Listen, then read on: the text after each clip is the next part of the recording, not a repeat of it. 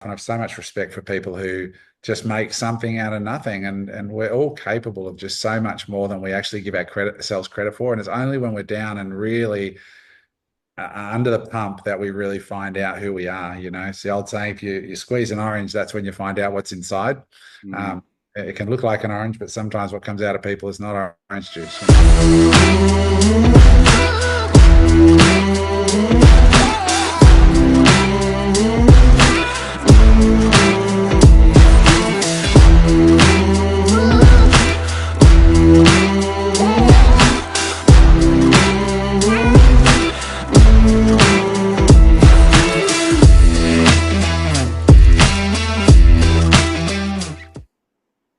Here he is. How are you, mate? Very good. How are you? Good. What's happening? I had a busy day today, actually. Lots been going on. Bit of work, bit of pleasure, bit of working out, and now I'm speaking to you, mate. So it's been a great day. Sounds like a good day. A bit of diversity, a lot going on. Yeah, yeah. How have you Yeah. been? Yeah, good. I've been busy, moving overseas soon. So lots happening, mate. Just loose ends and it's a big thing when you move. So it's good. Hmm. Forward to You've been it. overseas before, though, too, haven't you? Didn't you move to Yeah. LA or something like that? Yeah, I was living in LA for 5 years. So I've done it before, the whole immigration process, but you forget there's so much involved in it. You've got police checks and Yeah. health checks and the whole 9 yards when you're moving countries. So Hmm. yeah, that's good. I'm looking forward to a total change of scene. Yeah, good. Mm. What's making you move back? Do you mind me asking? Oh, I'm not going to the States. I'm going to Cyprus this time, so a bit of a Oh, change of nice. scene. Okay. Yeah, so just a change of life, I think, just going through a bit of a transition. Now, after 30 years of business, I'm just sort of reprioritizing things. So it's Hmm. good. Yeah. Yeah, you've been around a long time. Like I only, and I don't mean that with any disrespect, like we're very similar in age, but I remember discovering you at some event in Sydney and you were doing the Amazon thing. And Yes, you yes. probably get this a lot. I've listened to a few podcasts and I think a lot of people just seem to know you now from Amazon. Am I correct in saying that? Like you're on Yeah, YouTube, you're on Facebook, you're doing yeah. the public like speaking events and all those sorts of things, the National Achievers Conference, all of those Correct. sorts of things. Yeah, that's right. I started that 10 years ago, educating, selling courses in 2015, 2016. So it's nearly 10 years. So it's amazing, just that part of the journey. But yeah, there's a lot before that as well. Yeah.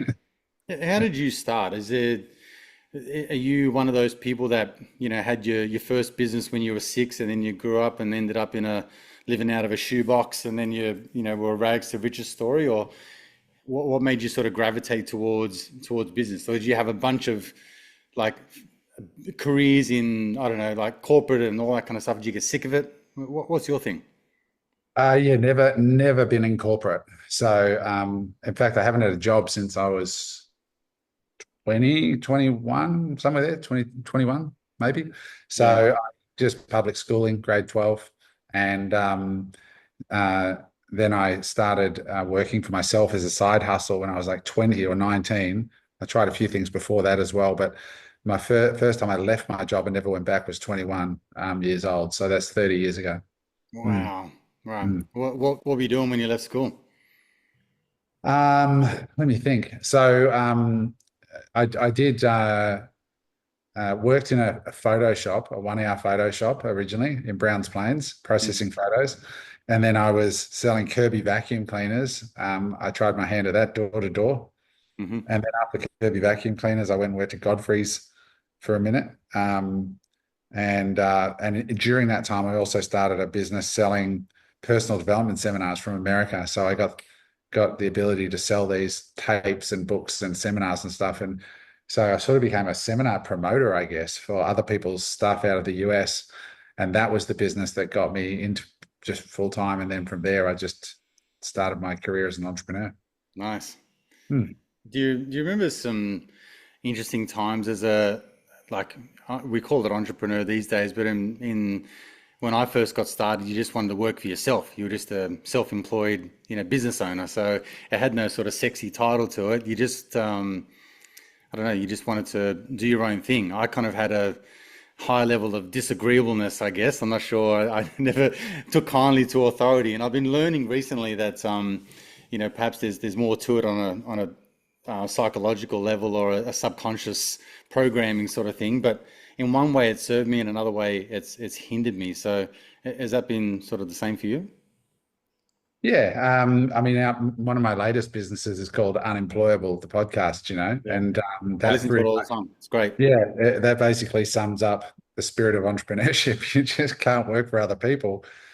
And I think you're just restless at heart, right? Like when you're an entrepreneur, you're kind of always dreaming and thinking of ideas. And a lot of entrepreneurs don't take instruction well. They're kind of, so yeah, I think entrepreneurship genuinely is a blessing and it's also a curse. It's a really, really hard road, like really hard. And Hmm. most of my life, I've had far more lows than I've had wins. I'm not talented like that. Like people look at me today and go, "Oh, you're good at what you do and you're talented," but it's like just a lot of work. Like I really resonated when Conor McGregor said, "There's no talent here. It's just hard work." Hmm. Um, there are people like Mark Zuckerberg and Elon Musk and people that have just got massive brains and are really smart individuals, just gifted in the area of business. Hmm. I certainly wouldn't consider myself that. I would consider myself the plodder that just kept going and continues to keep learning. Yeah. Look, I think you're selling yourself short, but at the same time, do you think that there's maybe a part of a entrepreneur's DNA that has a high threshold to pain and suffering? Do you think that there's some part of it, and this can also be a blessing and a curse, where your capacity to handle hard times is a lot longer, or your threshold is a lot higher than most people. So most people might look at you and go, in your deepest, darkest moments, how did you not just tap out of life and check out of here? And then you might say, yeah, look, it was pretty bad at the time, but whilst you were through it, you're like, I've just got to get out of this. And you have the staying power to kind of persist through that shitty slog of entrepreneurship where you're waiting for that sort of light at the tunnel to get a little larger. Is this making sense to you? Mm.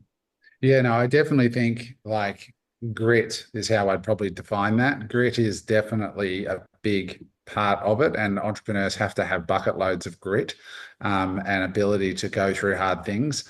And I think it comes from partly, grit, but I also think a lot of entrepreneurs um, have issues, right? Like I was listening to a podcast with Andrew Wilkinson recently, who's a Canadian billionaire, and he said, what's the difference between being a billionaire and like Elon Musk? He goes, oh, I don't have enough issues to be Elon Musk. Elon's got serious daddy issues, and you know what I mean? Like he's got a massive thing to prove, like, and that's so common in entrepreneurs. They've got somebody in their psyche that they are often trying to win the affection of their father or prove to the world something, right? Yeah. And I don't know if you ever remember Elon when he was on 60 Minutes, and the reporter said, "What do you think of the fact that all these NASA experts think you're insane and your Starship Enterprise stuff is never gonna," and he literally cried on camera, and he said, "I'm genuinely saddened to hear that my heroes think that I don't have it in me." But I also could see that there's a fire getting lit in him at that moment, like, just watch this space because I'm going to prove every last one of you wrong. Yeah. And that's really strong in the very best entrepreneurs. Mm. Look, you summed up half my life, I think, is like just trying to prove to my dad that, I'm someone special and I can do things that he said I couldn't do and all that kind of jazz. I remember doing some therapy years ago, and I mentioned that to the therapist at the time, and he was like, um, there's a few things that you can take with that in terms of, he kind of worded it like, you can use that as a chip on your shoulder to drive you, but imagine sort of standing in front of your dad, and then he would probably say like, well, the reason that you're successful is because the way I was. So he would take the credit anyway. And then in in that moment, I was just like, fuck, yeah, you're probably right. So, it changed my perspective on where I was, getting my drive from. So it was only up until that point where That was prior to having kids and all that kind of stuff. And then when you have kids, like for me, it was another reason to move, another driver to kick on, right? And even in recent times, like I've come undone in recent years. You know, I've had businesses fail and through the pandemic and all that kind of stuff. So now, like I started again at 42. I'll be 47 this year, but it's like now my goal is like before I get to 50, I need to like crack this space again and build it all back. So now I was going to say build back better just a minute ago, but it's a fucking phrase that I want to forget. But you know what I mean? Like it's sort of like you get these little motivators along the way, and it kind of like whatever ignites your soul at that time is whatever it is like I use it to my advantage. Mm. I love your t-shirt for that one. Tested positive for resilience. Is that what it says? Oh, for Test refusing, Yeah, for tested living in fear. positive for not living in fear. I love the shirt. Yeah, yeah. One of I the think things that's I stuff. mentioned through COVID. Yeah, yeah. No, that's a whole nother thing. But I loved what you said there about your dad. And I think for a lot of men watching this, I'm 50 and there's still a small part of me that wishes that I could get that bit of acknowledgement, from your Yeah, dad. But I the agree. irony, as your therapist pointed out, is, it in a way it is that that need for approval that did drive you. It's such a common thread in successful people is that their dads were really hard on them. Mhm. And as a result of that, they had something to prove. So yeah, Yeah. it's a hard one.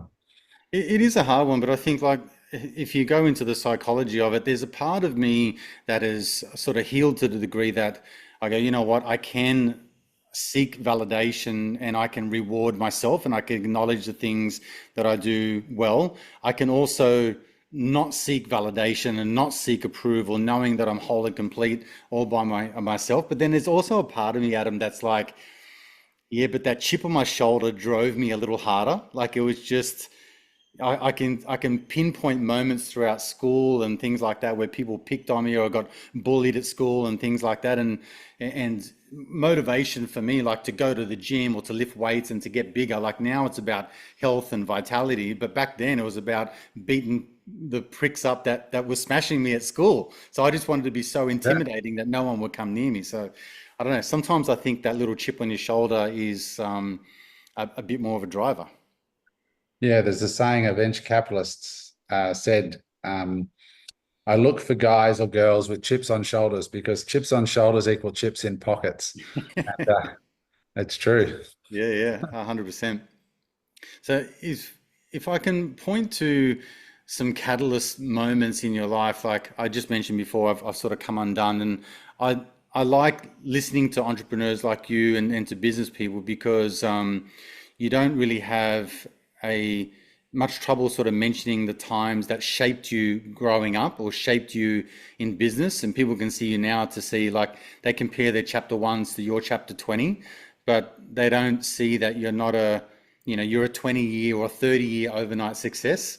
Like I remember speaking to Kerwin Ray about this, and he's like, people just see, the accolades and they see me public speaking, but they don't see the 20 years of grinding and hustling through that time, which sort of shaped me to the person that I am.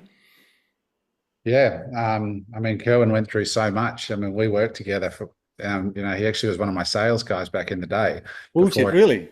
Yeah, yeah, he was one of my sales guys. We were good mates. And he went on and just did what he did and gave his gifts to the world. So that's how long I've known Kerwin. Like we worked together 30 years ago, Wow. before he'd done any public speaking. And he did. He when I met him, he'd just finished being a security guard and he went on to do what he was, destined to do. A Yeah. lot of work, he put in a lot of work, personally and so on. But I mean, I've had a bunch of moments that I think shaped me.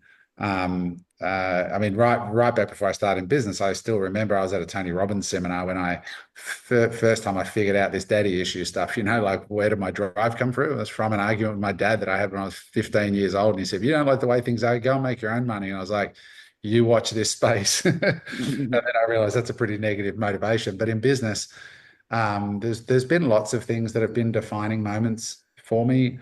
Um, I think one of the big ones that I don't often talk about was I had a run-in with somebody publicly, and they basically defamed me really badly. And At the time, it was the worst experience I've ever been through. It wrote a whole bunch of terrible things about me on the internet, which were just not true at all. And I ended up taking him to the Supreme Court, and it cost me a couple of $100,000.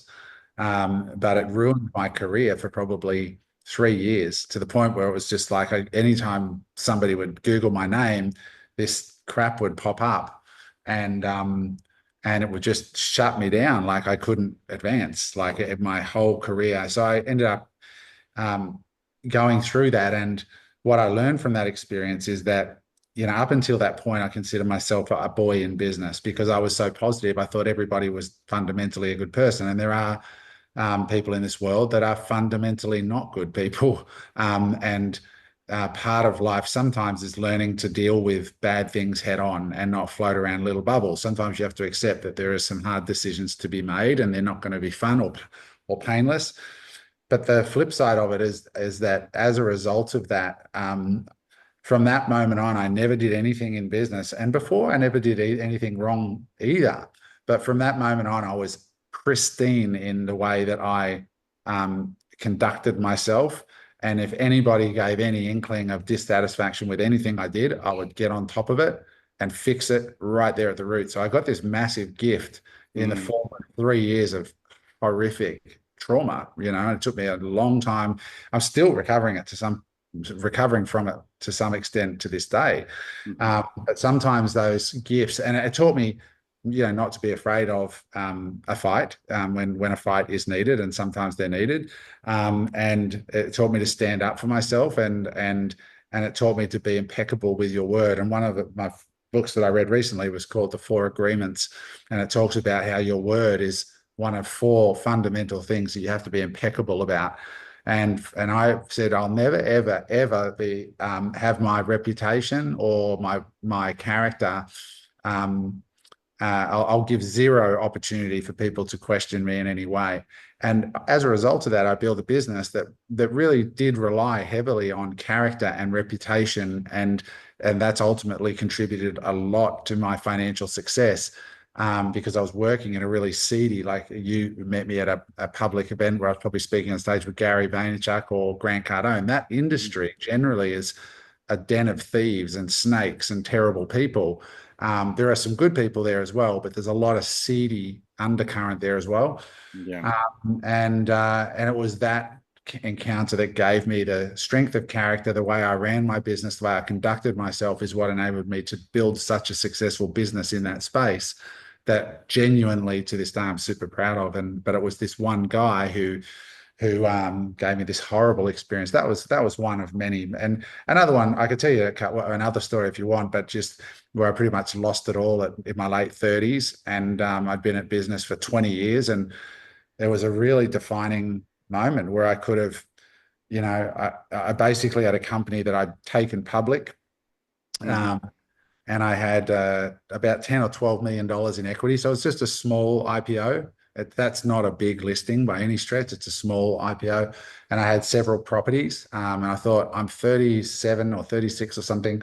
I've made it, right? And then 2008 came along and just absolutely walloped the company because we literally went public a few months before the collapse. Mhm.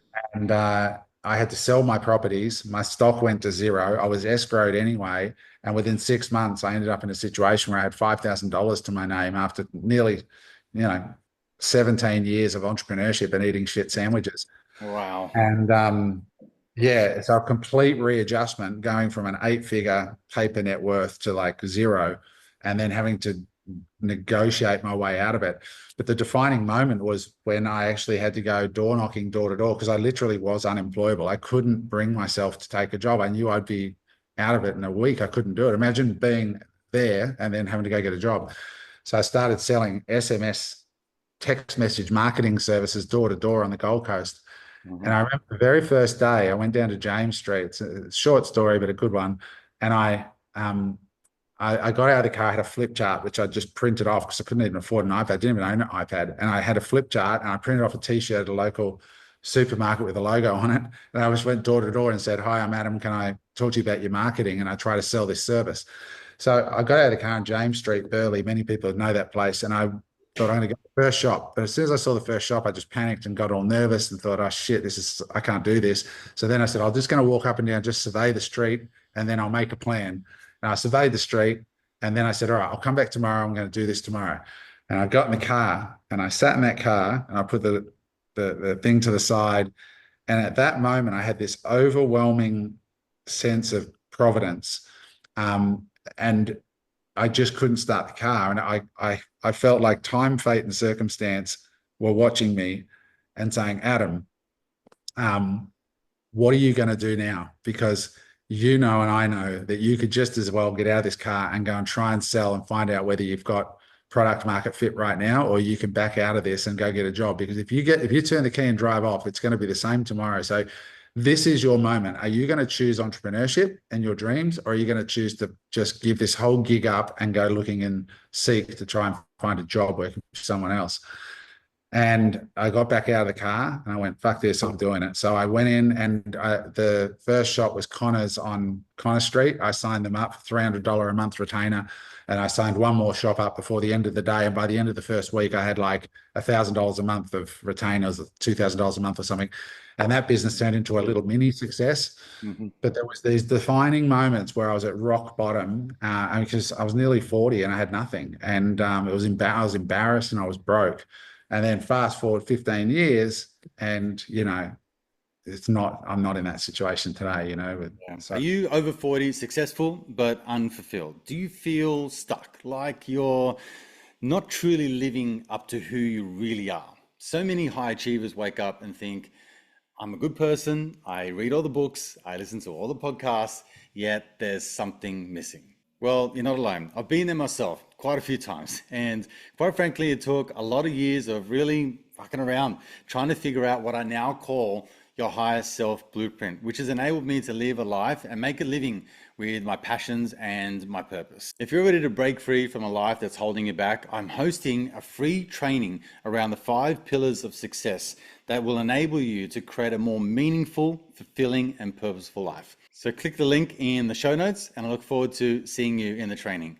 But for now, let's get back to the podcast. I love that. I resonate a lot with that, because I know in 2000 and so what are we now? 2025. So in beginning of 22, 23, I closed down a business, and it was just dying the death of 1,000 paper cuts. So I opened up in January 10, 2020. So I built an indoor skate park, and through the end of 2019, and then opened wow, up in January, and then we were wow. shut down by the end of March, right?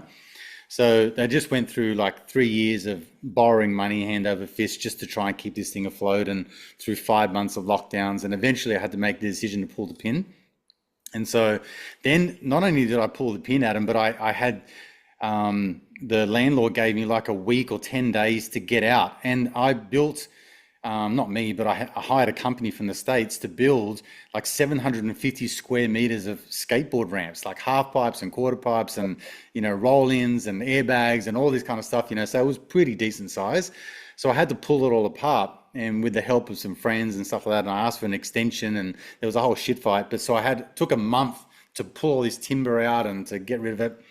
And at the end of that, I was thinking of like, what else am I going to do? I had coaching and consulting on the side, but for that moment, I just needed money, like it just wasn't going to be something that for me couldn't give me the cash injection. And I was similar to you. I was broken at that point. I'd just gone through yelling at everyone about COVID, and then fighting, like I felt like I was in this fight of just fighting everyone against me. But there was this moment of going and getting my resume together, and I felt like such a fucking lost soul, and I had to think like, what am I going to put on this resume? And then if anyone was to Google me, they would see my social media presence, because I spoke out so much against the COVID lockdowns and all that kind of stuff, that I would be unemployable as well. And that was kind of my sort of moment. So it's like, I ended up just going into, like laboring for my dad and for my brother, and just did shitty jobs. I almost felt more comfortable doing that than getting a job for $150,000 a year in Sydney or something like that. So it was at that point that I was working with my brother, and my brother goes, there's a business in, like, he's a concreter, my dad's a concreter. There's a business in just like sealing driveways. You know what I mean by that? Like, you got Yeah, yeah. a driveway, you can resurface it, you can put down a product to make it like colorful and bring it back to life again and clean it. And he goes, I've told heaps of my like laborers to go and do this, there's money in it, and none of them do it, but there is a business in it. So that week I went home and I got onto Chat GPT, and I got onto the websites, and I got my marketing hat back on, and I started creating a logo and a business and registered a domain name. And then I went and got my ads guy, and I said, listen, I've got no cash, but if we can work together and get leads, I will give you profit share of the leads that I get, and when I get the sales in. So then I just started making some videos, and I stole some videos from my brother because I hadn't done the work before.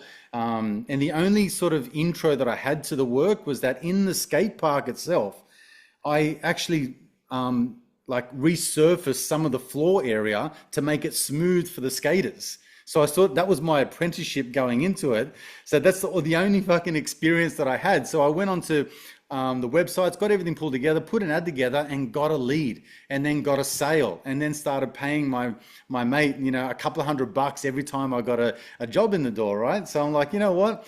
No one can shut this business down. It's a fucking, what do they call it? Like a necessary business or a essential worker, right? And from now on, my thing is whatever's essential is what I'm doing. I'm not fucking doing anything unessential, right? So anyway, I get you. I've been at that moment where I'm like, my soul was dying at just applying for a job and just thinking about the business meetings and the fucking all the red tape and all the shit that they do in the corporate world. And I thought, mate, this is just not for me. And that same dialogue in my head was like, just make something fucking happen. And 18 months later, I'm doing like everything now. I'm back into coaching, back into running seminars, and throughout the day, like this morning, mate, I'm fixing cracks on driveways and sealing things up, and being a tradie. I love those stories, mate. Thank you for sharing that. I just love the, you know, testing your wits like that, like, you got literally nothing and you went and hustled the Google guy to help you and partner with you, and you sold off like a base of like one little patch in a business that Yeah, it's hilarious when you think about it. like that's the gold, man. Like it's beautiful though. Like it's amazing. I was selling text messages services and I hadn't done it before, but I just went to a company and said, how much is it if I buy like 1 million text messages off you in bulk, and can I get credit on them? And that was it. And I just went around and resold those text messages and put a monthly fee for me to come and do your marketing for text messages, and taught them how to collect mobile phone numbers. And it cost me nothing but a flip chart and a thing. And then I ended up franchising it and da da da and boom, boom, boom. And it grew. I love those. That's the hustle. That's the real, like, rubbing the sticks together in the jungle and creating a fire. And I love that stuff, and I have so much respect for people who just make something out of nothing. And we're all capable of just so much more than we actually give ourselves credit for. And it's only when we're down and really under the pump that we really find out who we are. It's the old saying: if you squeeze an orange, that's when you find out what's inside. Mm, It can look like an orange, but sometimes what comes out of people is not orange juice. yeah, absolutely. Hmm. When you talk about like being turned upside down, and you had that slandering on the internet and all that kind of stuff, right? The unfortunate thing about that is that, yeah, it kind of lives on forever, because the internet's something that, yeah, it just has a way of its own life form. But do you think that it paved the way for the resilience that you needed for when you started to kind of speak out against things? Because the reason why you come up on my radar more recently than back in the 2017, 2018, when you were doing the speaking circuit, was because you started speaking up against government policies again, and you started comparing Australia's economy with America's. You were really sort of talking about just how difficult it is to turn a dollar in this country, and how many people have got their hands in their pockets. And then I know we chatted on Instagram about connecting with One Nation and all that kind of stuff, because I've interviewed Malcolm a bunch of times about certain things, politically. And I guess in a long-winded fashion, I'm asking, like, do you think that there's part of that story that gave you the intestinal fortitude to speak out publicly without fear of someone rubbishing your name once again? And or did you feel like you've gotten to Oh, yourself where you've got a bit of a not so much a backbone, Adam, but you've got yourself in a position where no one can take that away from you, so you're less fearful of what they can tear you down with, if that makes sense. yeah, I think it's a combination of the things above. Like I'm fortunate now to be financially very secure. I'm okay with money. I don't need to sell something to somebody ever again. Like, so I don't really come at it from any commercial point of view. I don't care about that as much now. But the speaking up stuff, is partly that I'm not as commercially driven as I was when I was younger. Because when you're trying to build a business, you got to try and be Switzerland, right? Like, don't take a position, try to sort of stay calm, stick to your lane. But to answer, I think the question that you're asking is why am I speaking up now? Is that kind of what you're saying, or Well, there's a combination, I guess. I'd love to know why now. I mean, yeah, I listened to the interview that you did with Pauline, yeah. and one of the things, well, part of the question that I was asking was, do you feel like there is some sort of link between that guy taking you down on the internet or the slander, and Oh then yeah. you having the resilience now to speak out and have no fear of the slander? Because now it would be more prevalent that someone could smear your name publicly, but you don't seem to give a fuck. So, Yeah. No, you know what I do. I mean, I now most of the criticism is about my teeth. I get it non, and I've got it since I was a kid, right? I had massive teeth when I was a child, but they were really yeah. damaged, and so I had to get veneers because I had staining and gaps and problems because my mother had antibiotics when I was a baby and different things. So I've had my teeth. I've been teased about my whole life, and what I've got now is as good as it's going to get for me, right? Um, so I've been teased about that. It's not really, I get a lot of that. I wouldn't call that slander. That's just Australians having a go, right? Or people having a go. Slander for me is when they really say stuff that's profoundly damaging and untrue about you, like Adrian's a repeat thief or a child molester or something that like of that nature. Mine was commercially horrific, right? Not personally, but commercially. But no, I mean, it's not, I wouldn't put it down to that. It came down to as I've gotten older, I've learned more on a bunch of fronts. So when I got the vax, right, I actually fell for that and I wish I hadn't. And that's what woke me up on that journey. All the people who were conspiracy theorists were right, and I've publicly said, apologized, and said, well, not that I came out strongly for it at any time. Mhm. I just complied because my deepest value as a human being is freedom. And so when they took my freedom from me, that's when. And I thought, oh, I just trusted the government because I was a good citizen, right? Like that's what I thought a good citizen did. I feel personally that the Australian government has taken our compliance and our good nature for granted, and I think Australians are waking up, which is great. And it took that for me to wake up and go, hang on, you just shoved this thing in my arm because you threatened to take the one thing that should be mine as a sovereign individual. And I'm really pissed off about it and very disillusioned politically. So at the moment, I don't like any political option that I've met, including One Nation, as much as I had Pauline in, and we've got Malcolm coming in. I was pretty annoyed that they withheld from the free speech hate bill that just went through, and they just decided not to vote. And I'm like, that's not the right choice, in my opinion. So many people support you for your pro free speech position, and Mm. I contributed to Pauline to protect her right to free speech. My first political donation was to Pauline to protect her against the senator who sued her for saying, go back to Pakistan, right? Now, that's maybe not a nice thing today, but it's to say, but she should have the right to say it. I believe what Elon says, that free speech only matters when you're willing to defend somebody you strongly disagree with. I want to live in a world where people can disagree and not be afraid to say what they really think. even if it's wrong and it's against what I think. But anyway, so I'm very disillusioned politically. People assume because I have money, I'm a liberal, right? Mm. I'm actually just at the moment disappointed. So, Yeah. Join the club. that's me. So, uh, but where the courage comes up to speak about this stuff, I'm annoyed about that. That's a big issue for me. Is I don't want to live under government that threatens to take people's freedoms away. And I'm also don't and I've gone. I started investing in Bitcoin in 2017 or 16, something like that. But really got educated in Bitcoin from 2020 on, and really went down that rabbit hole. And what that taught me is about the injustice of our money and how broken our money is. And I got savaged last week. I put out a reel that had our socials last week had nearly 2 million plays, organic socials. Wow.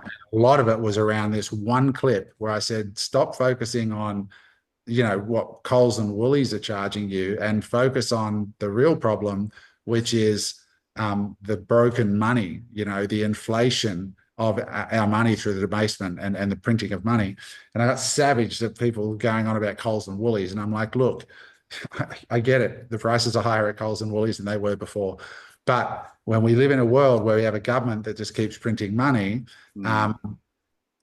money is a way to store your life. So when you go out to work, for all the people listening to this that are going and doing an honest day's work for an honest day's pay, it should be a reasonable expectation that if you don't spend that money and you save it and you wait 3 years or 5 years to spend it, that it should be able to buy you the same thing as what you went out and worked for 3, 4 years ago. This whole concept that we've been sold that, oh no, inflation, things have gone up. Why? Hang on, just stop right there. Like, why is my money worth less in 5 years than it was when I earned it then? Who stole from me? Nobody's asking that question. People don't want to go down that rabbit hole because they just accept it. And I'm like, it's broken money, bro. Like, it's your life that is being stolen from you. It is the worst kind of theft that none of us got to vote for. And that's our life.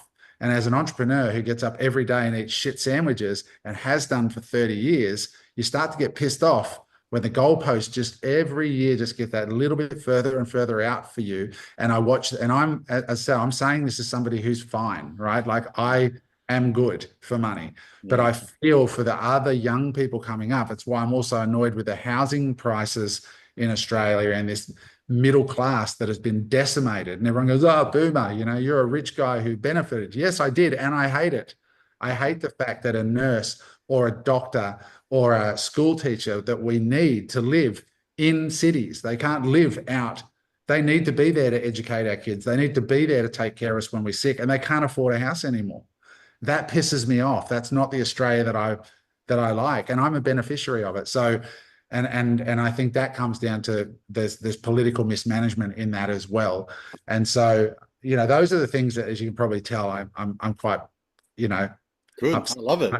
Um, and I hate seeing myself get stolen from, and I'm getting to a point where I'm semi-retiring now, and you start to figure out that all this work I put in, all this capital I acquired, it has to keep working at a certain level just to keep above the incompetence of the government that keeps deflating our money.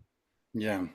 Yeah. It's so well said. I was talking to Robert Breedlove about Bitcoin and things like that, and he talks about inflation as just theft. Like It is. it's just like he's like it's plain, and he says it like that. It's just plain and simple. It's thieving of money, and you allow it, and we have allowed it for such a long time.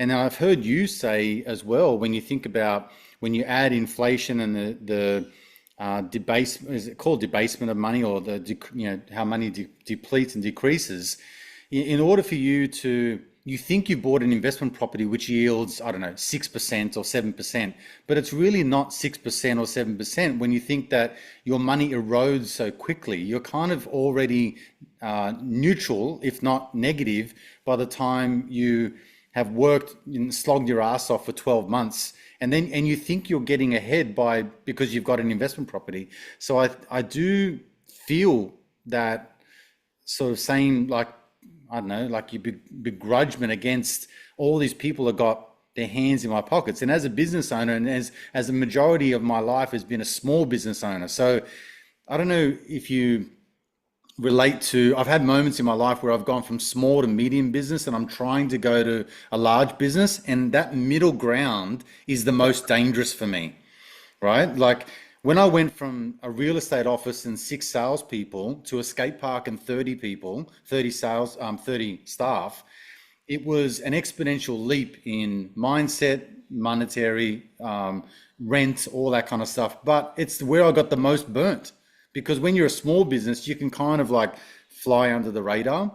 But when I look at it, apart from pandemics, which, we never put a pandemic on our risk assessment plan, we never knew that that was going to be coming around the corner. Everything else you can kind of plan for, but you don't really factor in just how many hands are in your pocket with GST and PAYG and tax and superannuation, and by the time you sort of work all through it, Adam, like you're the least paid person in your fucking company and your ass is on the line the whole time. So it does, it does become a thorn in your side after a while, and you start to begrudge the industry or the field that you've been told was the lucrative answer to all of your life's problems is by getting in business. Then you find out when you get into it that, you know what, this is not all fucking sunshine and rainbows. You know what I mean? This is a shit sandwich, and I just bloody jumped in it. It's extremely hard. Small business in Australia, we have a small population. Everything's super expensive. Rents are expensive. People are expensive. And I'm not saying people aren't worth it before people jump down. I'm just saying they're expensive here. We are the highest paid workforce in the world. And according to CEDA, which is a big a consulting firm, we are the 43rd out of 61 countries on the, I think it was the OECD group, 43rd on the list of efficiency. So we're in the bottom 1/3 and we're the number one most paid. So really expensive workforce, small market. It's really, really tough to do it. And we're taxed like crazy because the government has all sorts of words for tax, right? There's PAYG tax, GST and all that. But then there's registration, fine. Like when you Yeah, go pay car rego, when you pay your rates, those are all just other words for taxes, yeah, right? They're all passive and taxes. all this shit. Yeah, They all go to state and federal governments. So you go, okay, I paid 30 cents on the dollar. Then you go fill your car with fuel excise tax hidden in the receipt that you don't even see, mm, right? Go and buy a car, stamp duty, buy, sell a house, right? Stamp duty. So there's all these other words for tax. And people think, oh, I'm working till Tuesday afternoon or Wednesday lunchtime for the government. No, mate, you're probably working till Thursday afternoon, and Friday is what you've got left. yeah, It's so hard. And that's why, again, when the money's broken on top of it, what you said about housing going up over the long term in Australia, 7.3%. And people go, oh, it's going up 7.3%. Investment in real estate only works when you borrow. If you don't borrow, it doesn't work, right? Because inflation and all the rest, it doesn't work. And by the time you add in all the other costs of owning real estate, it's only when you put yourself in debt and use leverage that it works. And you can go down that rabbit hole and wonder why that might be at your own leisure. But mm, yeah, so that's why I get passionate about these things, because I see the small business people out there struggling and suffering, because I was one of them, and I count myself so blessed or lucky or whatever to be one of the few guys that went to war and came home with a prize. Because so many of my friends are still in that struggle, and they've been through so much of the same things I have. Some of them are harder workers than me, some of them are smarter than me. Luck and timing and a few things falling your way is all part of it. And there's not a day that goes by where I don't feel just so lucky that I had a good run for a minute, and then invested every goddamn cent of it into the right real estate assets that all boomed, and now I'm fine. But I could have easily not made it, and so many don't. mm.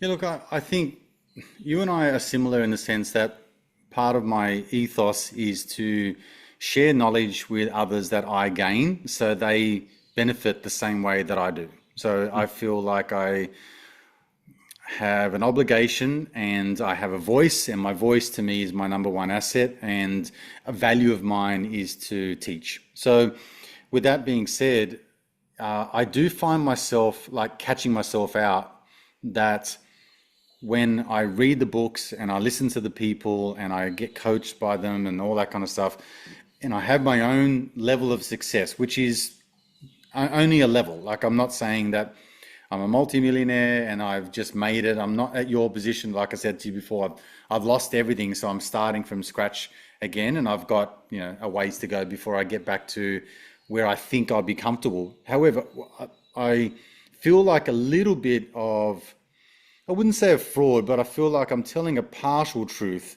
because there's not everyone wants to be an entrepreneur or a business owner. Not everyone wants to sell things on Amazon. Not everyone wants to create a business out of nowhere and resurface driveways. Not everyone wants to be a public speaker, and not everyone has the skill set in order to get into lucrative industries where they just pay higher. So there must be something else in that which allows people to experience freedom, to experience wealth, to experience prosperity. Do you think that that lies mostly in all that governmental crap that you just mentioned? Do you feel like the world could be a better place, or Australia could be a better place if we just stopped buying so many things from overseas, and stopped exporting so many, or exporting more of our resources, and used our resource rich country? Like, there are things within Australia that we don't even own anymore. Like, there's so many foreign owned things in Australia. We feel like we're a shell of a nation, because it seems like between America and China and any other country, like, we don't even have the rights to all of that prosperity. Am I making sense? Yeah, I mean, I think Australia, I've interviewed John Howard twice, right? Yeah. When he was, um, not when he was PM, but after. And both times he would say, we're just so blessed to have the resources that we have. Um, and that has always been the source of Australia's wealth. And they're not being managed perhaps well at the moment, would be a way to put it, right? So I feel like these things come down to a failure of leadership. Um, the the concern I have for Australia at a deep level, see, like, I lived in America for 5 years, and the thing I love about America is that they love success. Hmm. America wants to win. It's in their psyche. You drive down the road and every second house has an American flag out the front in certain parts of the country. A lot of the country, there's most suburban streets you'll see at least somebody's got the flag out, right? Wow. It's here. When do you see Aussie flags out the front of people's houses? Almost never, right? Mm. So American psyche is we want to win. We are the best. We are number one, right? In Australia, we want to destroy our own. We eat our own here. Like, if somebody pops their head up too high, I mean, I saw it last week. I just got absolutely abused for defending Woolworths CEO making 8 million a year, right? I got absolutely decimated, right? And I'm like, well, let's look at Adrian Portelli, right? I like Adrian. I think he's an amazing entrepreneur. He's built this incredible business. He's built a great community about LMCT and all that. But let me tell you something. Adrian makes a shitload more than $8 million a year, right? You don't have his lifestyle lifting $3 million McLarens into $40 million apartments with a freaking private 737 jet or whatever he's got, right? Yeah. He's making bank, proper bank, a lot more than what the Woolly CEO. Now, what does he actually do? Well, most of that money goes to lotto tickets, right? It's a legal lottery. He's found a Yeah. loophole. People are signing up for the discounts, but they're all hoping to win the Hilux or the car, right? What value is he really adding versus a guy who's running a $70 billion business, feeding millions of Australians, responsible for 225,000 jobs, getting absolutely abused by the public for his salary that he gets? Like, Australians absolutely savage certain people and give free passes to other people because they just like them or they're cool or whatever. And politicians, I get it all the time. Pollies, they get pay packets for life. They're all dirty bastards and they get paid this and that. And I'm like, well, why don't you just sign up and be a poly then?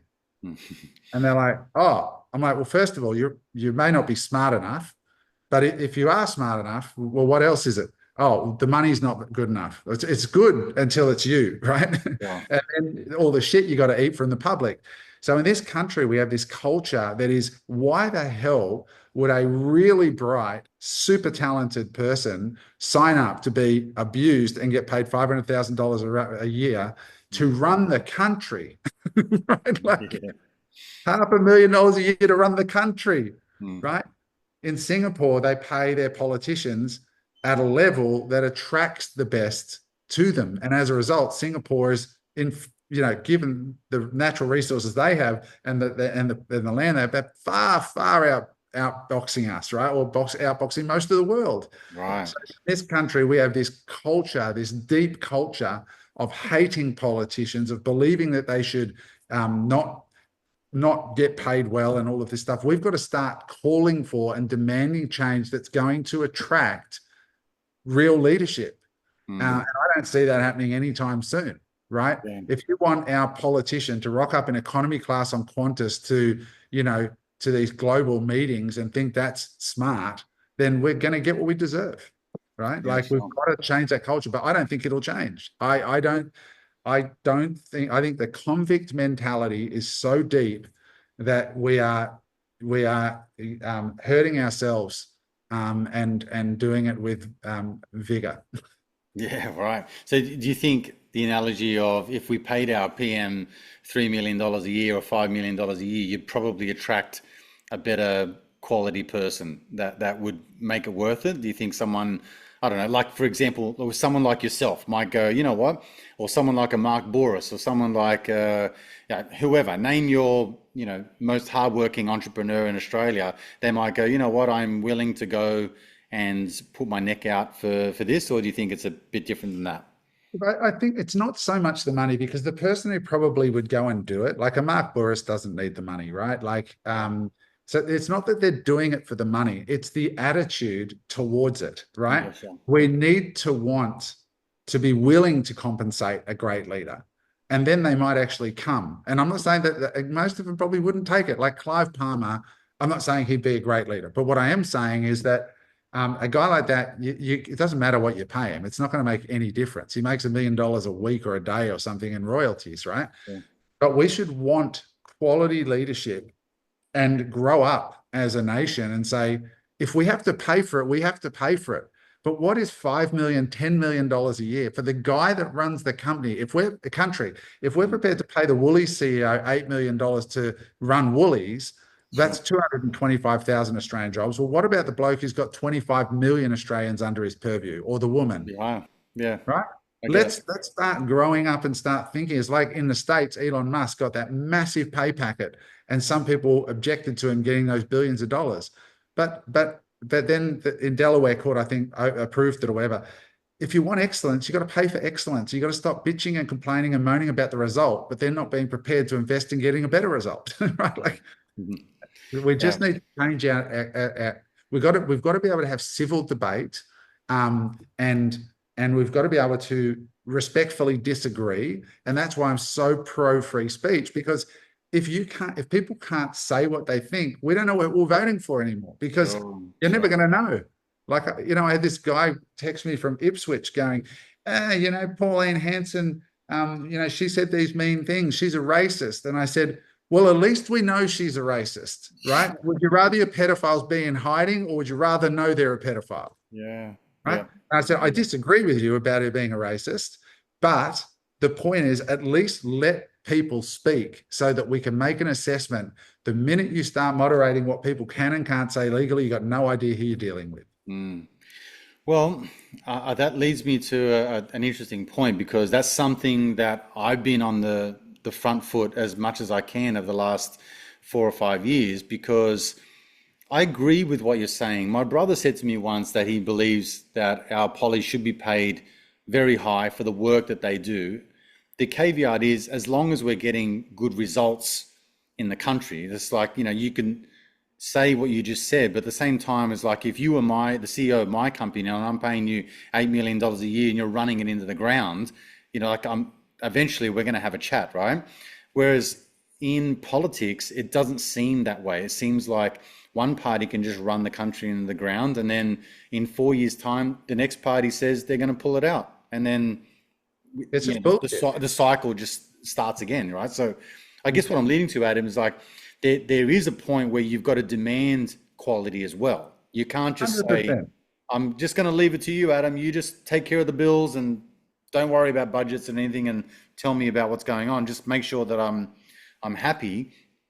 But if I don't hold you accountable, if I don't hold you to a high standard and tell you when I'm not good and when you're not good enough, or when things aren't working out to the desired result, and you don't respond in a way that's proactive, or something that it can actually show that you have my interest at heart as well, so we can work cohesively, then now we've got a problem. And that's where I think Australian politics, well, politics around the world, but particularly what we've experienced here in Australia, is we get served shit and we're like, that's it. I can't do anything about it. And so I've been saying to people for the last 5 years, fucking make a stand. Like, jump up and down the same way you jump up and down when the Dragons lose.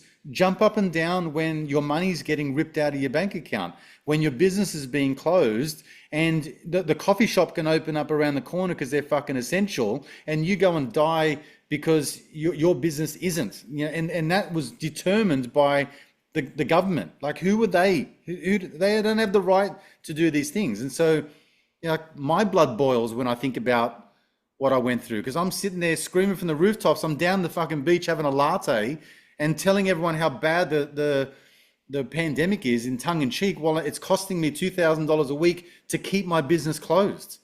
It didn't make It's any sense to insane. me. So I think people need a fucking backbone in this country. Like, we're too laid back, we're too blasé, and we're too nonchalant about, oh, what can you do? I'm just I'm just Adrian from Wollongong. There's nothing much I can do. Like, that's just the way the country goes. That's just politics.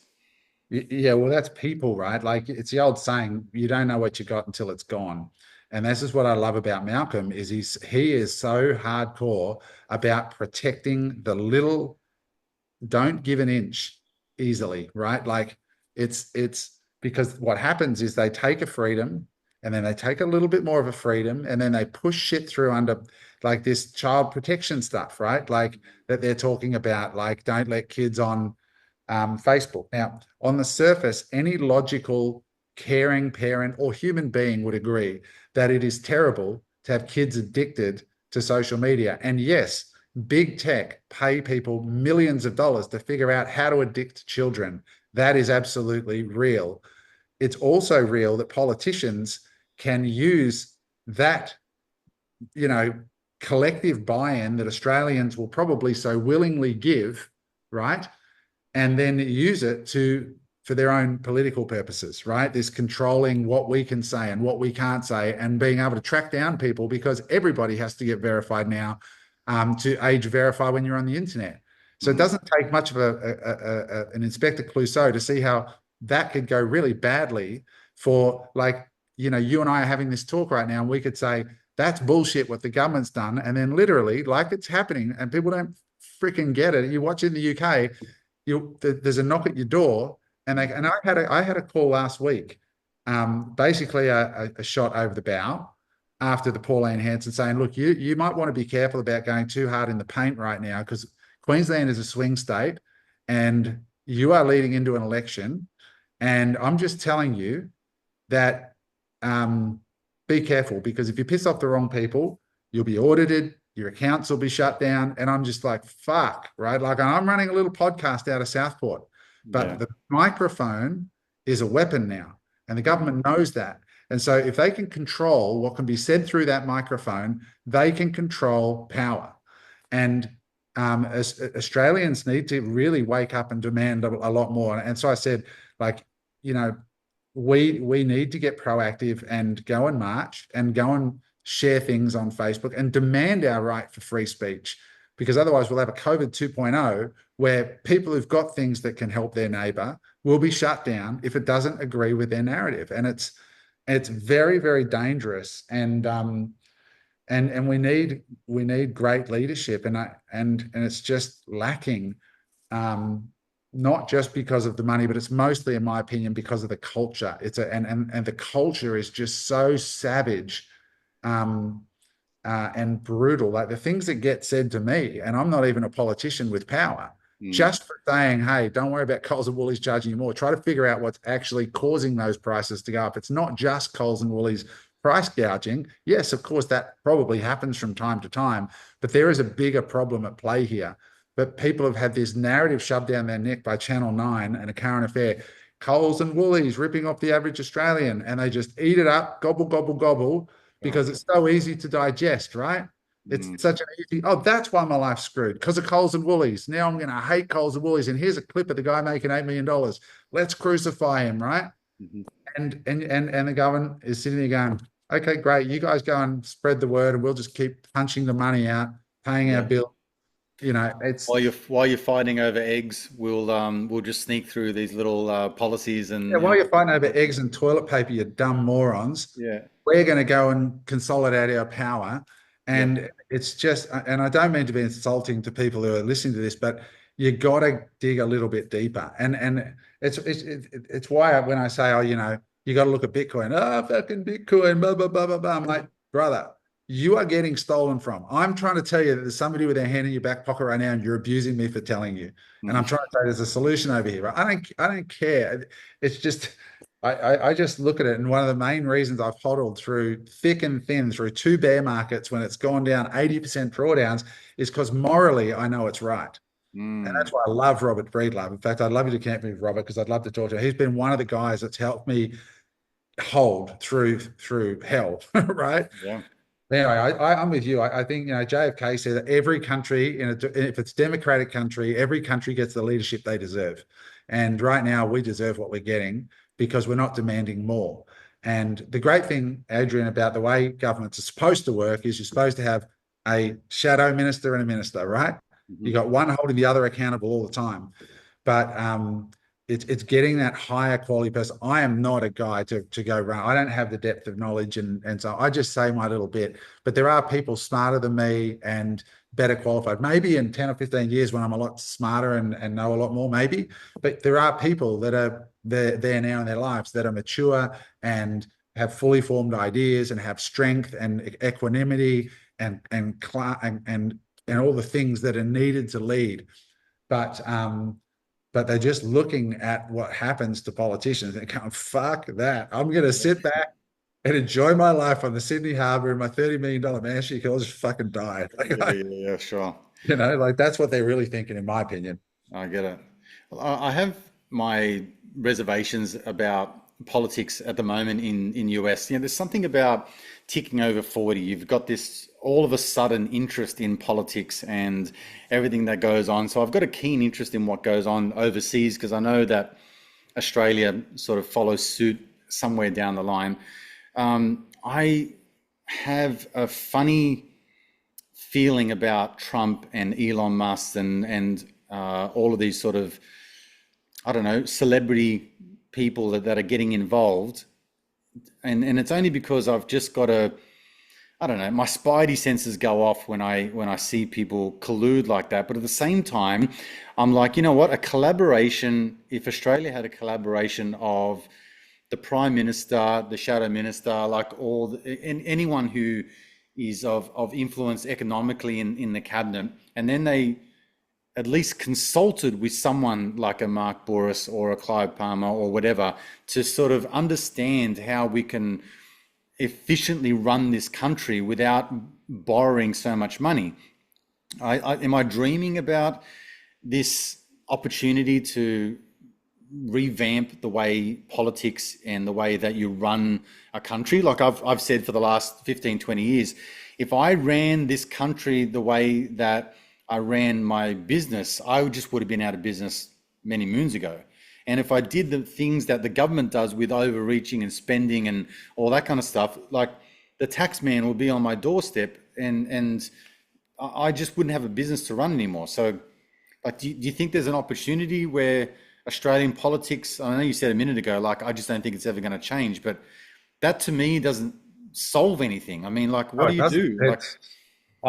Like, I hate saying those words because I am fundamentally an optimist, right? I like to be an optimist.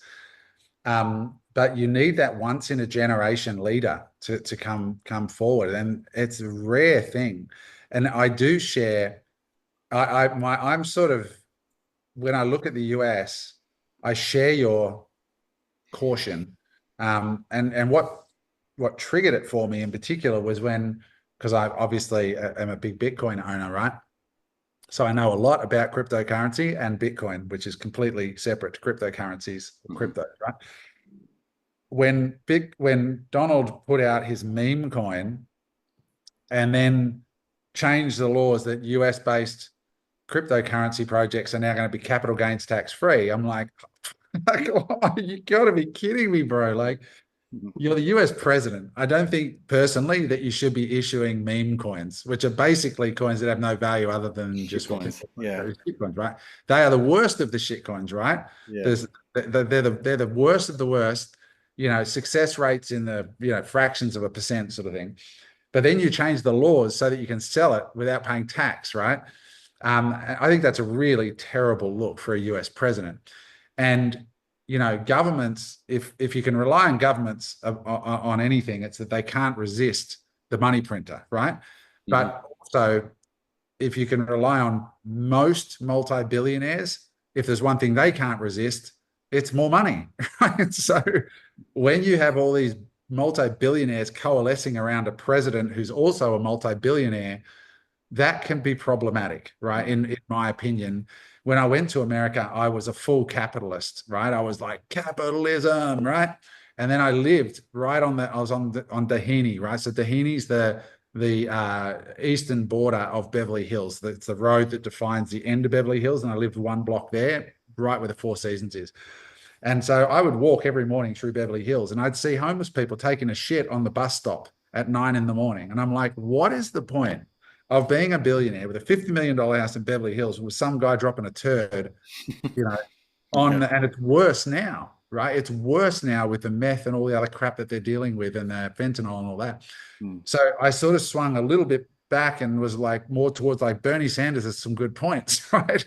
But Bernie's too far the other way, right? He's too much of a socialist, right? Yeah. There needs to be a balance where we don't villainize wealth and villainize people like Elon Musk. We want an Australian Elon who wants to bring industry and jobs here, Mm. right? But at the same time, we have to have checks and balances. So it's a really hard thing. I like the Argentinian president. I think that he is like a once in a generational leader. I like the President Bukele, right, in El Salvador, because he's doing really hard shit, and making really hard decisions. People who are prepared to make really hard decisions for the benefit of the people that embrace capitalism. Like, capitalism is the best of some poor choices, right? I get people go, oh, people shouldn't, Coles and Woolies shouldn't make a profit. I'm like, dude, you're talking about communism now. Like, capitalism definitely has its problems, but it's better than the alternative, right? Like, you take the ability for people to express themselves in business and be economically rewarded for the value they add, and you kill a society, right? You kill jobs, you kill growth, you kill all the good things as they're typing to me on the phone that they are addicted to, that is a result of capitalism, telling me how capitalism sucks. You need that once in a generational leader that has the maturity, that has that stoic, cynic mindset to them, that can celebrate and recognize greatness and encourage the Elon Musks and support the Elon Musks, and then also support the people from the bottom that truly need it while getting all the lazy pricks off our welfare system. We have a cultural, I agree with Pauline, we have a embedded culture of welfare. Where there are people born into families that never plan to have kids, right? That is a systemic problem. When Pauline was on my pod and said, we've got to look at the incentives, she says, Aboriginal people who identify as Aboriginal and Torres Strait Islander in this company are growing exponentially. How? Yeah. How? Because the incentives are, if you identify as Aboriginal Torres Strait Islander, you get these benefits. So of That's what course, I've done. Yeah. surprise, surprise, there's more of them than ever before, Yeah. right? That NDIS, you could go on and on and I on. It go just on and keeps on and on. going Like on. nobody would agree. The NDIS is a perfect example of that Trojan horse stuff I was saying. It's Mm. almost impossible to dismantle because all the states have got to agree. And what politician is going to go on and say, stop giving money to disabled people, Yeah. right? The other side is just going to rock up with the most disabled person possible saying, that guy wants to stop funding him. Yeah. And the Australian gobble, gobble, gobble, gobble. There's another headline from a current affair. Coles Yeah. and Woolies and $8 million, and the disabled guy, what a prick. But the Mm. disabled guy trying to say, stop giving money has a point, but you have to Yeah. listen to the fucking point. But That's people don't right. want to listen to the point. They don't want information. They want confirmation that he's a bad person. And so that's the cultural problem. We need a leader that can cut through and speak to these cultural problems in our psyche as Australians and give all of us a checkup from the neck up as a nation and fix our thinking before we'll ever fix the nation. Mm. Well said. Do you, in saying all of that, I mean, in a moment, you're going to be a citizen of Greece, right? So that's fine. Like, well, you're going to go and live there, and I'm happy for you. But we're still going to stay here in Australia, and we're going to try and flog ourselves, or try and, well, I shouldn't say flog ourselves. We're going to try our hardest to turn a dollar and to make a success out of ourselves and this country. What opportunities do you see? Like you mentioned in your 30s, you started again.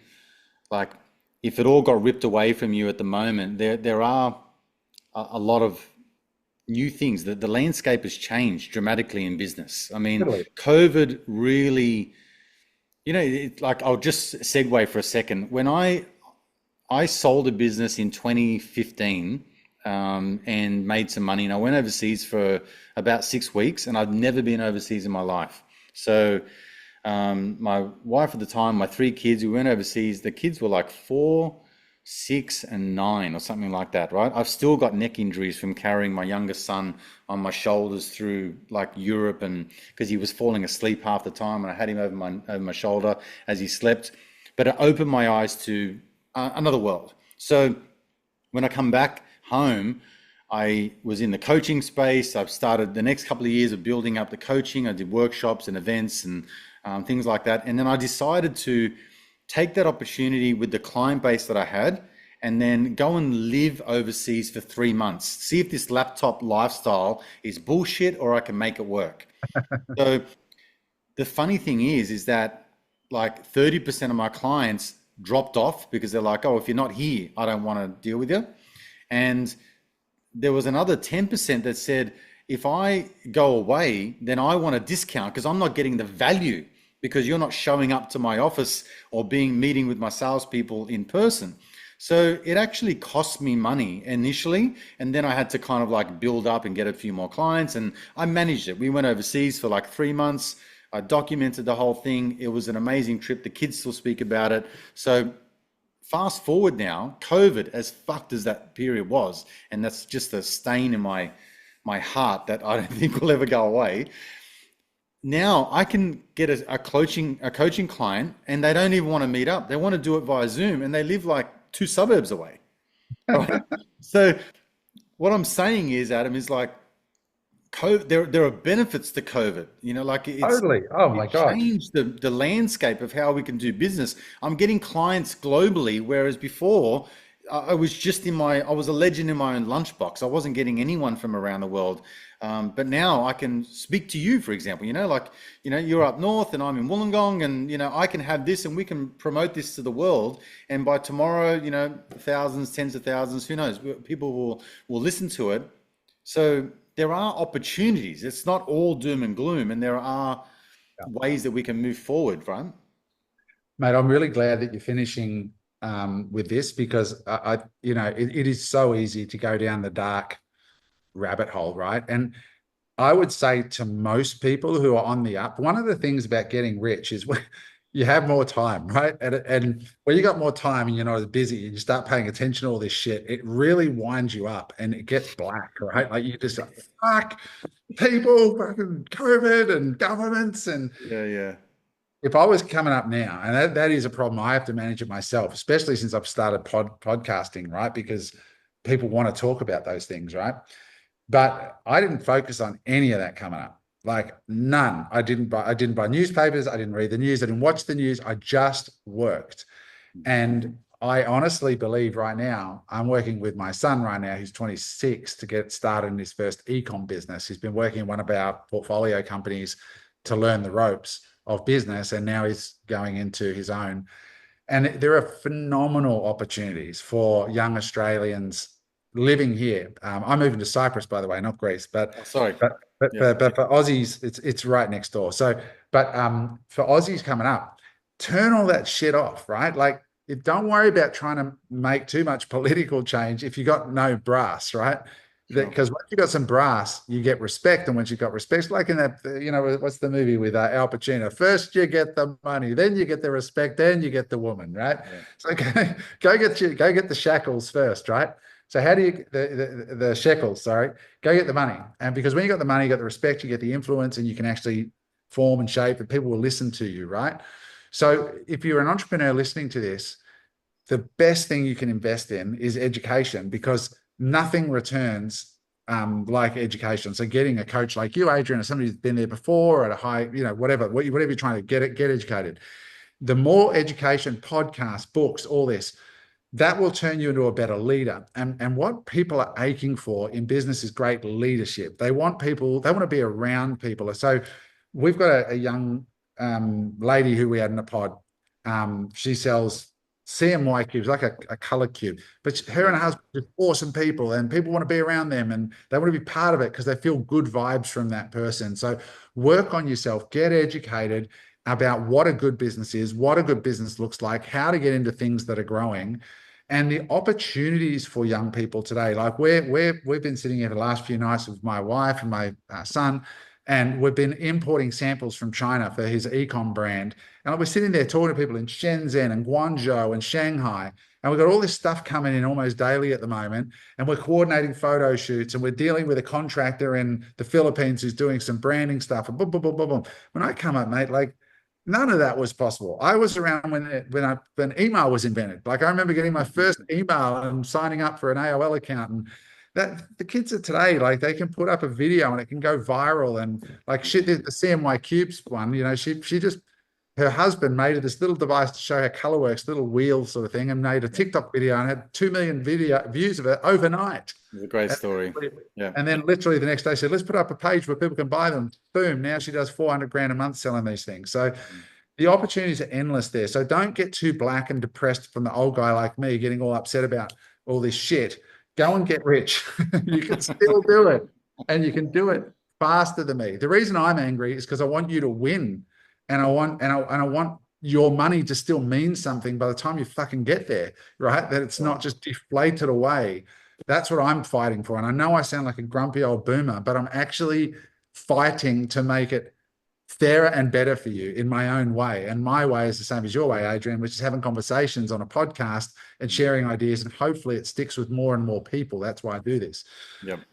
You're right. There's a million opportunities. Artificial intelligence, e-commerce, like you can sell to the world now. You don't need 50 products. You need one or two good ones and you can get rich. Mm. Yeah. My little sister did a TikTok video where she was putting eyeliner on, and it got like 7 million views Yeah. in a heartbeat. And then she got approached for other companies to do little 7-second reels for her, and all that kind of stuff, you know. So yeah, it's I'll drop this in there for the listeners on that TikTok. I yeah. think one of the biggest opportunities right now is TikTok Shop, Well, I knew you were and gonna say that. either creating a brand or doing what is it your little sister? My little sister, yeah. Yeah. So now what those guys can do is they can go into the back end of TikTok Shop, all these brands are there, you pick a product you like, and you can make a video. And you don't Mm. even need to have an audience. You can have no audience, but if your video goes through the TikTok algorithm, they will punch it out and you get 20% of all sales. And Adrian, I think you'd agree with me. It's hard to make 20% profit in a business, Yeah. but you could be now a performance marketer and make Mm. 20% profit of every video you make with no audience. Yes. That is an absolute game changer for everyone, even if you're not good looking. We've been studying this, and like big overweight girls putting on shapewear are making videos of themselves pulling themselves into shapewear with their guts hanging out and everything. And I know we laugh, Yeah, but that's yeah, that's how a lot of women look, and they relate to that woman, sure. and they go, I trust that woman. I watched a video the other day. There's a website called Callo Data, Kalo Data, and Mm, you can look at these videos, and it tells you how much that video made that creator. no And I'm way. and going, oh my God, like she did like $200,000 of sales. Oh, it's just sitting on a tripod in your bedroom with shit in the background, pulling on these spandex pants. Wow. $200,000 in commission off $800,000 in sales or whatever it was. No, Wow. sorry, $200,000 in sales, $40,000 in commission off one video and no audience. It's Wow. it's an And then that's absolute hardly any skin in the game. Hey, like that's just 30 seconds of your time to upload, you know? So it's not like even back in the days where I was joining network marketing groups, you still had to put 500 bucks in, you know, like in no, that there's lady's no case, money. there's no money down, you know, so And even no like ones brainer. we were watching, there was one guy made one. There's this little game card that's got a HDMI thing and like a plastic piece of plastic game card with a HDMI connection, and he holds it in front and he's filming it like this, right? Like he goes, "Hey guys, this is the new game card thing, and it's Yeah. got 1,500 games on it. Watch how it works." And he just walks over, so his face isn't even on it, so it's not even his face because some people go, "I don't want to be on camera." This Yeah. guy's not on camera. He just walks over, he plugs in the back of the TV. You see the hand plug it in, and then you see him reach down the controls. Say, see this? See all these games? You can have this for 50 bucks. And he sold like $200,000 worth of this thing off one video, 40 grand commission. No Shit. cost, no nothing. He'd never put his face on it. And Yeah. so you can go and see that exact same product and make your version of the video and upload it. Like it's mind blowing what's out there. Yeah, it is, and you're only limited by your mind. I think there's, once you see the world through like just blinkers of there's only one opportunity, and this is the only skill set that I have. I wrote about this a couple of weeks ago to see that there are many examples in time where and Gary Vee says that, the guy that bought like 100 horses the day before the Model T Ford come out, he lost, you know what I mean? Or the Right. horse that the car was invented. The dude that got into vinyl records right before the CDs right before the MP3s, like the MP3s or the Kodak moments of the world, the moments where, Right. we've got our Netflixes and all that kind of stuff. So there are always opportunities when you think the world's shitting itself. It's like AI is going to take over the world and it's going to sap people of all these jobs. But yeah, but in times where that was happening in other industries, it spawned another industry, and people had to repurpose themselves and reskill and learn new things, and eventually new industries formed, and now we have all of those industries. So the same thing will happen again. History repeats, and there's nothing new under the sun. So I think that there is that's only a limitation in your mind. It's not about the opportunities that are about. There's a young guy talking about AI because everyone's terrified of it. I think he's Singaporean. I think he's Singaporean. He's like 22 years old with a net worth of $7 billion. Oh, shit. And I'm like, holy shit. Like he's the youngest, richest guy of his age, right? Ever. And all he did was he went, I want to do AI, but I don't know AI. So what I'm going to do is all these big companies like Tesla, right, for their driving, right? They get all this data coming in, but the AI, they need to train the AI. So he just put together a team of people who drive to watch the data coming in from the AI and getting the result. And then they say, no, that's wrong, that's wrong, that's wrong. And then they're just training the AI. And he put together teams of people. He got all these peak surgeons to sit AIs scanning all these medical images saying, I think that's a tumor, I think that's this and that. And Mhm. he's got these armies of people that are actually just correcting the AIs. And today he's got contracts with Boeing, all the military companies, and he's worth $7 billion. And all he's doing Wow. is putting together people to Jeez. train AIs to fix their mistakes. So it's Man. just one step removed from AI, and he's become a multi-billionaire, right? Again, so these stories are just everywhere out there right now with just young people, middle-aged people. There's people who want to have a crack. So that same spirit of having a chip on your shoulder and saying, I'm going to have a crack at this, I'm going to learn, information and the answer that you need has never been closer than it is today. Mm. Um, and so, yeah, Well, it's, mate, it's look, exciting. it's been great talking to you. I have listened to a podcast where you said, like you're kind of winding up, and you've gone through a moment where you're you're not winding up, but you're sort of exiting, your education business, and you're finding other interests. And it seems like, the podcast to me is something that you're very well suited to.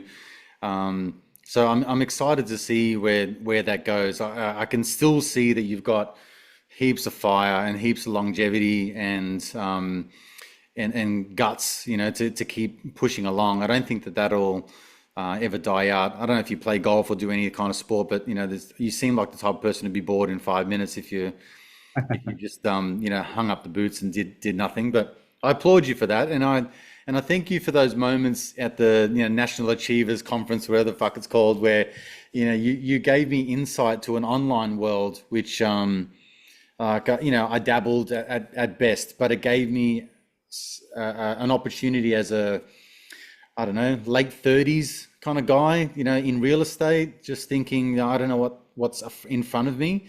And there was people like you, people like Brendan Bouchard, like Kerwin Ray.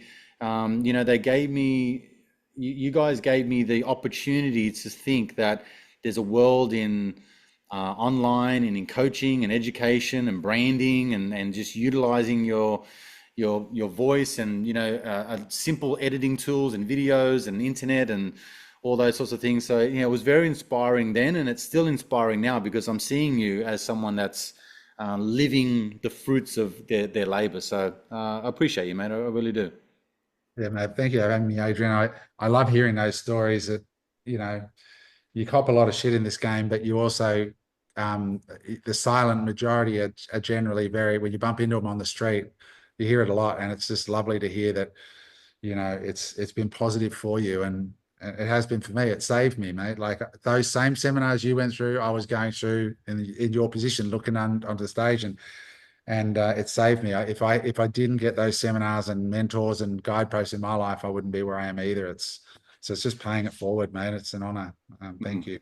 You're Yeah, a champion. All right, mate. Well, cool, man.